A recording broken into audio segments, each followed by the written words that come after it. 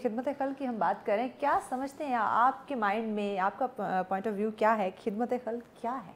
इस वक्त दुनिया में कोई 7 अरब से ज़्यादा लोग बसते हैं और एक स्कॉलर ने बड़ी अच्छी बात की कि अगले 100 साल बाद ये 7 अरब लोग ज़मीन के नीचे होंगे और अल्लाह अपनी मशीयत से कोई और 8-9 अरब लोग ले आएगा।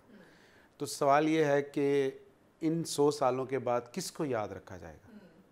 ये वो लोग नहीं होंगे जो अपनी आल और औलाद और फैमिली के लिए कमाते रहे, बल्कि ये वो लोग होंगे जिन्होंने आगे बढ़कर इंसानियत की खिदमत के लिए कुछ किया होगा, जिन्होंने डिलीवर किया होगा।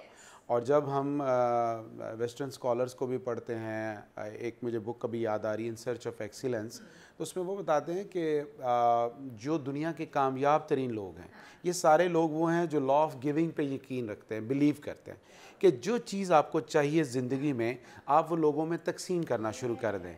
आपको इज़्ज़त चाहिए, आप लोगों को इज़्ज़त दें। आपको प्यार चाहिए, आप लोगों को प्यार दें। आपको पैसा चाहिए, आप लोगों में पैसा बांटना शुरू कर दें। आप यकीन करें, ये रिटर्न होके, रिवर्स होके, मल्टीप्लाई होके आपकी लाइफ में आएगा।